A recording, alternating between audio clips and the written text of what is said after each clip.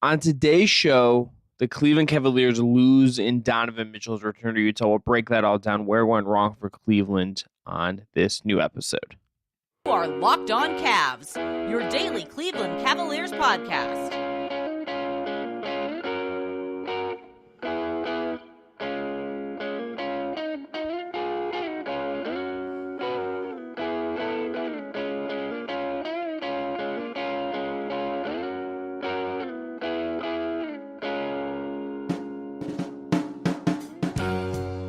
All right, the music you heard on the way in is from our friends at Astro Radio. Check them out on Apple Music or Spotify. I'm Chris Manning. You can find me through the Sword, Diamond UPROXX, and other places. I'm solo today. Evan is in Utah. He is still at the arena, and I need to get this done so I can get to bed in the wee hours of the Eastern Standard Time. But didn't want to leave you guys, you listeners out there, without a show coming out of this game because a lot happened. Cavs lose 116-114 to the Utah Jazz, drops them to 8-11 on the road. Donovan Mitchell, in his first game back in Utah, played great. It was great. 36 minutes. Okay, pretty good. 46 points. His fifth 40-plus point game of the season. 6 assists against just 0 turnovers. 5 boards, 14 of 27 from the field, 7 of 18 from 3, 11 of 11 from the line. Evan Mobley was great in this game, really stepped up in the absence of Jared Allen, who plays 6 minutes and 45 seconds of this game and did not return due to an undisclosed non-COVID illness. Darius Garland, 21 and 30 minutes. Jordan Clarkson led the Jazz with 32 points and 11-19 shooting. So, a couple ways to, I think, look at this game. I think just to start off, it was kind of weird. I think Mitchell and Mobley were really transcendent in their own specific ways. Mobley, to start with him, comes out in the fourth quarter and I thought played one of the best defensive quarters we have ever seen him play. This was a dominant defensive game from him late. There's no Jared Allen. He has to kind of figure out how to kind of eat everything up in the paint, rotate over, block his own man, keep everything kind of in line, and he stepped up in the absence of Jared Allen and was the rim protector, was the guy at the rim, kind of denying everything. He had all 4 of his blocks in the fourth quarter. He was great. And look, Mitchell, again, was utterly sensational. Has a 17-point fourth quarter.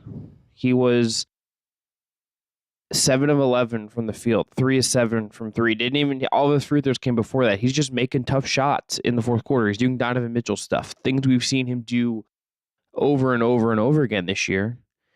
And then you have the 7-point play with Jordan Clarkson that kind of felt like it tilted the balance of this game, tilted the momentum of this game. I think if you're Cleveland, you feel like you should have probably won this game. You feel like this is a game that, because of how great Mitchell was, because of how good Mobley was down the stretch, because you got good minutes from Lamar Stevens, because you came back from a kind of just tripping on yourself to come out in the third quarter and then coming back and making this a game and taking the lead and just having all that momentum, as much as that exists as a thing. You had this game in your hand and you get this 4-point play. Now or 7-point possession from Clarkson, Now, let's talk through that for a second. That is the call that was made is, like, I think by the letter of the rule, the right call. What sucks about it for Caris LeVert is that I don't know what else he's supposed to do in that situation. He didn't, do one of the Zaza Pachulia, really step under him kind of things. Clarkson's feet really extend out, and he's just kind of there. So I don't really know what he's supposed to do. I get why the officials call foul. I think it was a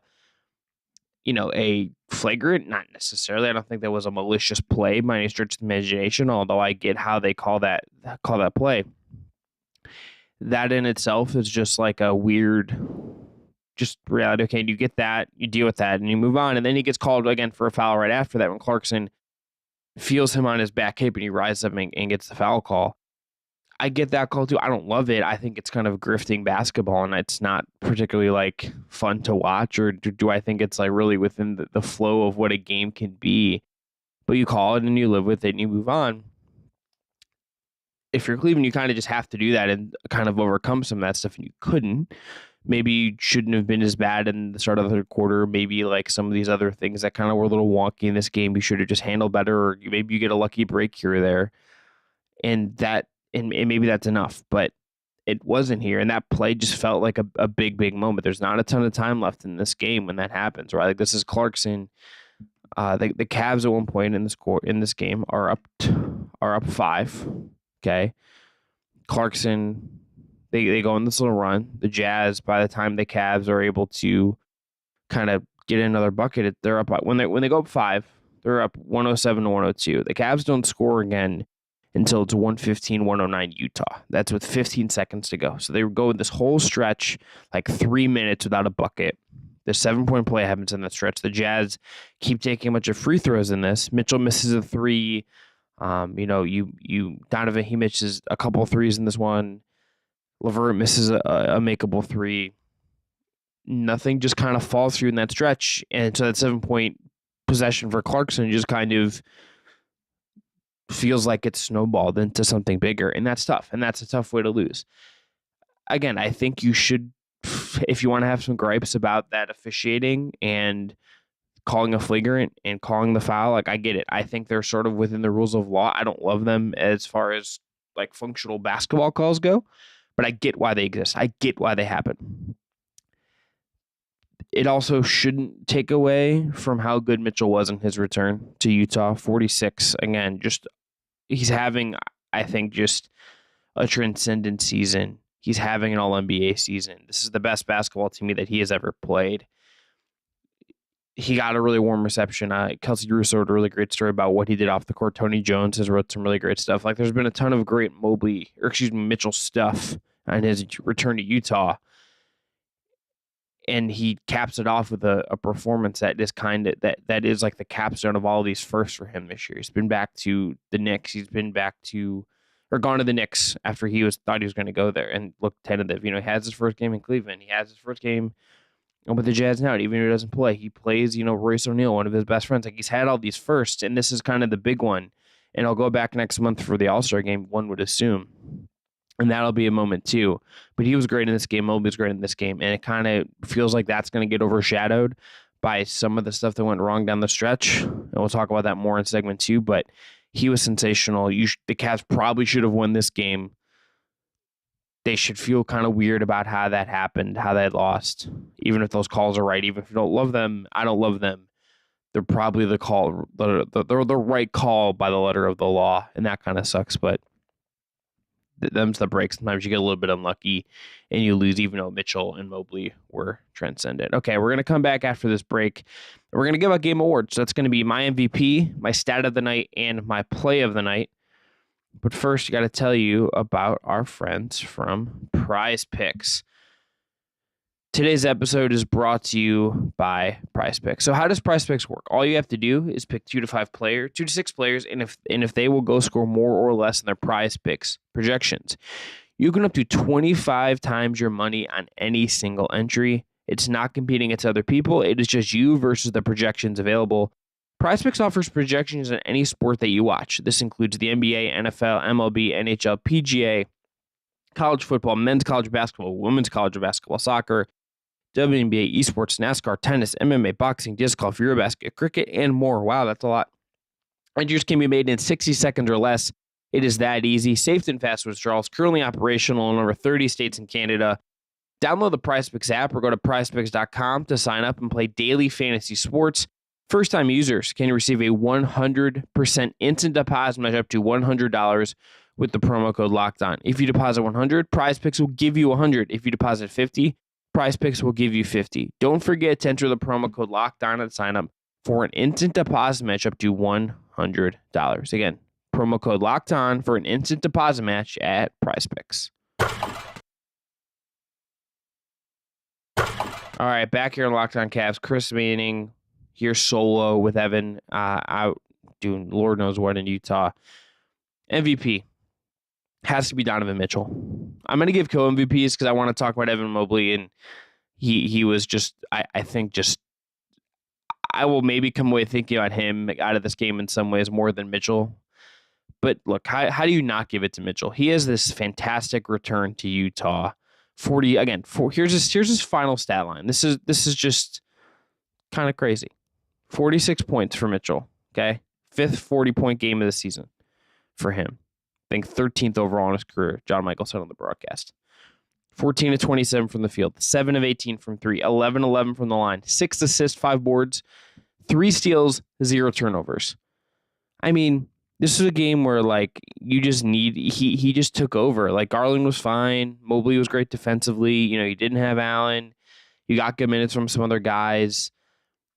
Mitchell just kind of took over. He was just awesome.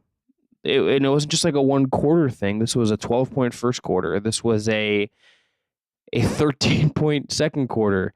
This was he has 4 points in the third, and then it's like, all right, I'm going to drop 17 in the fourth. Like, utterly 3 out of 4 quarters, he is arguably the best player on the floor for either team. Just competing and going after it, just making shots until the final whistle. Utterly great performance from him. But let's talk about Evan Mobley for a second. Look, I understand there's some concern or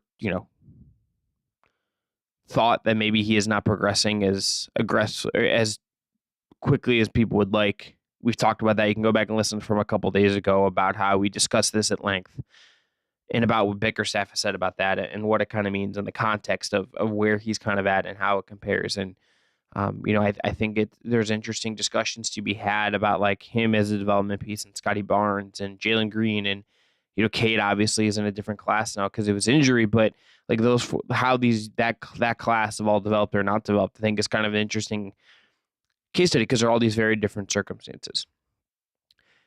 But if you have any doubts about Evan Mobley, if you have any doubts about what this guy can be and how impactful he can be, or you didn't come away from this game impressed, I don't think you know how to watch basketball. I don't think you know what this guy can do. Fourth quarter was one of the most dominant stretches of defensive basketball he has ever played in the NBA. Maybe the most dominant. I think I can see him in real time.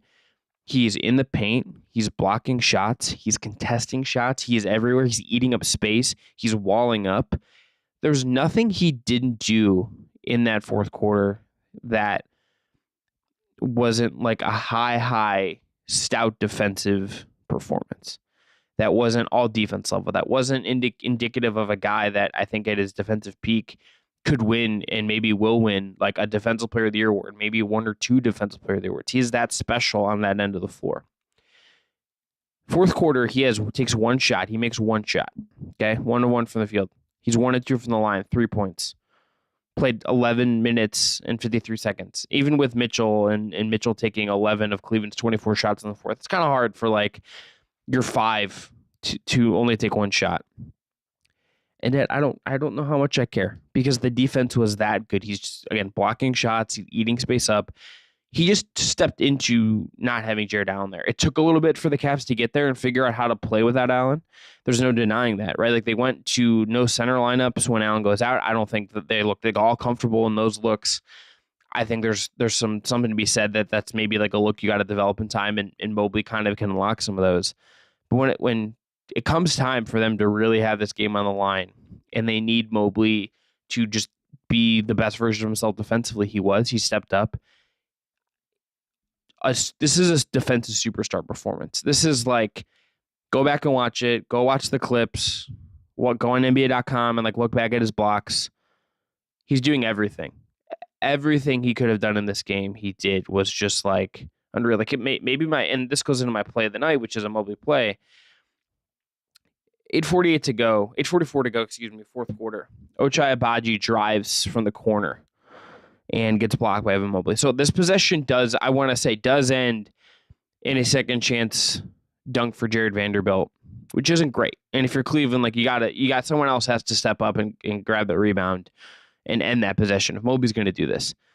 But it is so hard if you're a big to have to stay in step with a guard coming or a wing or anyone in an athlete coming at you from the corner and attacking you that way. And they have all the momentum. They have the ramp up of speed. They have all of that.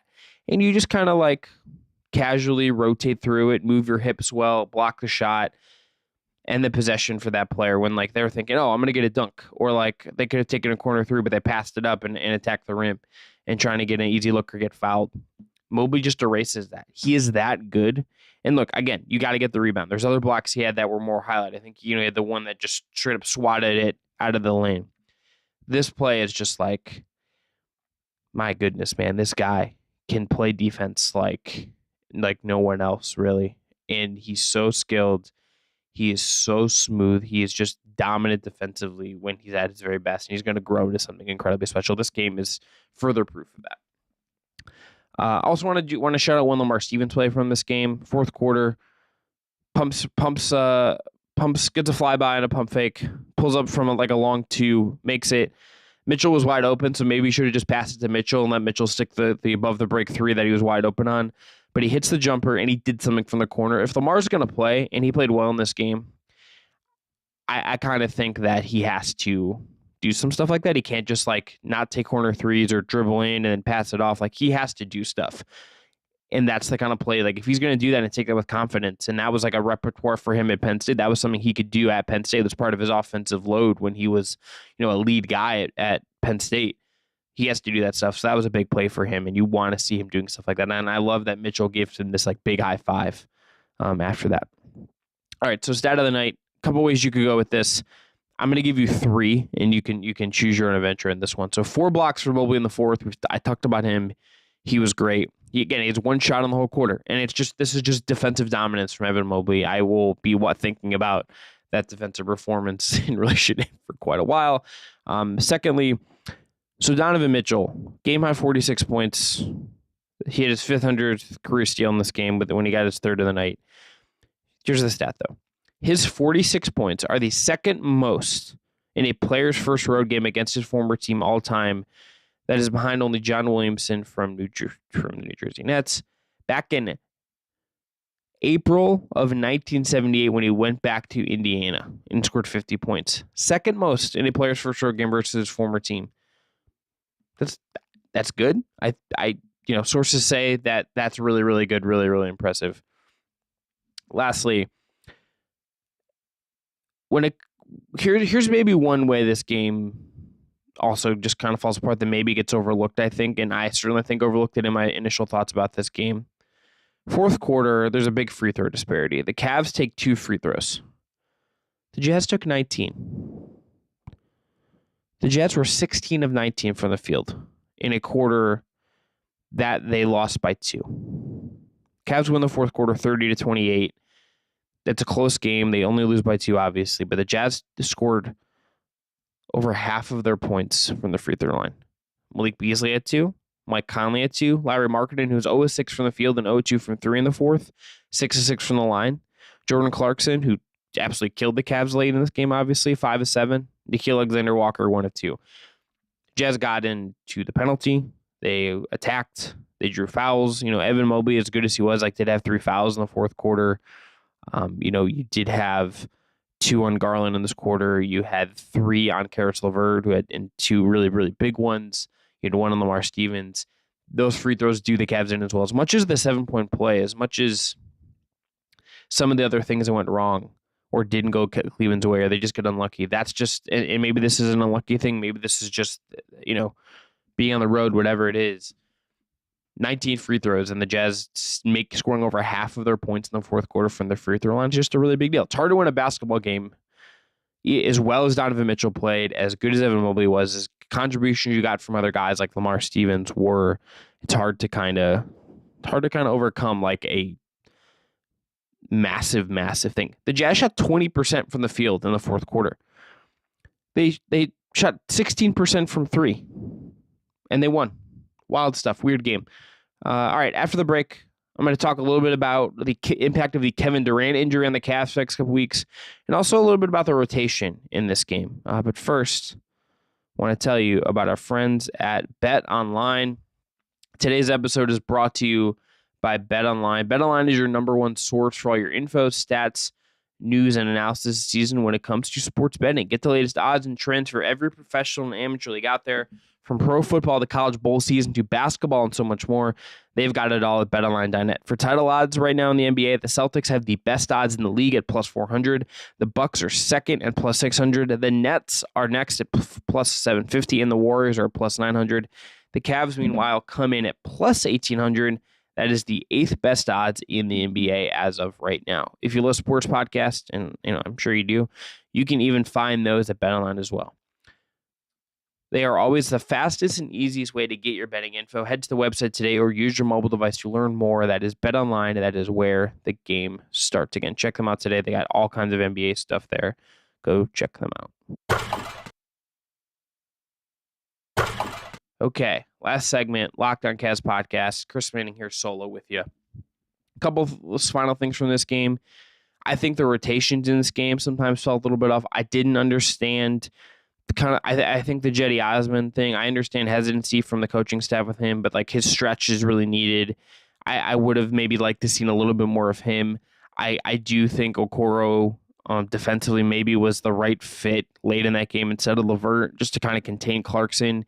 I didn't kind of understand what was going on with him after he starts, and then he doesn't play a ton in the second quarter, and like his minutes felt a little bit low to me in this game. He doesn't play at all in the second quarter. That was kind of weird. I think that it's a small thing. I just didn't feel like they were scrambling a little bit. JB Bickerstaff and his staff were kind of searching for things because Allen goes out with an illness.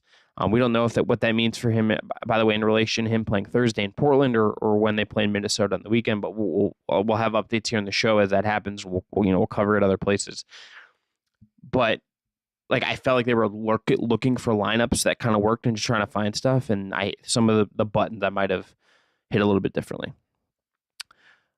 So the last thing about Mitchell in this game, I think this is something of a turn the page moment. Mitchell is now done with his firsts. There's no more going to New York for the first time or playing at home for the first time. He is like, this is fully kind of like, okay, you're here now. Like you've gotten all your firsts out of the way. This was the big one. Like, again, All-Star be a big deal, but I think this is just a notable landmark date in this. January 10th, last time Mitchell has some of the new, like, yes, he will have his first playoff series with Cleveland and all of that stuff. There's still some like first to come as the season goes on and they play really big games and they get to the playoffs and all of that. But this was like the big one.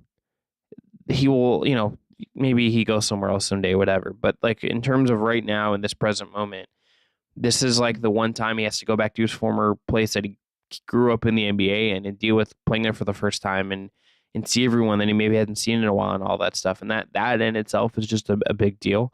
I know he saw some of the people in Cleveland when the Jazz were in town. Like I remember like before he did his media, he was on over by the Jazz locker room and stuff, like talking to people like back end staff and things, which is really cool to see. But this is like his first time back in Utah. That was always going to be a really big deal, an emotional night, a big deal. It's one of those kind of moments you want to see what it's like for him, and it's on this long road trip. But this was the last one of this, and I guess playoffs will come, all of that. But this is like the big one. So that to me, that is something of a milestone. Last thing, Kevin Durant, as people may have seen, and you're probably wondering, oh, why is Chris talking about Kevin Durant? Here's the thing: the top of the East is a bloodbath.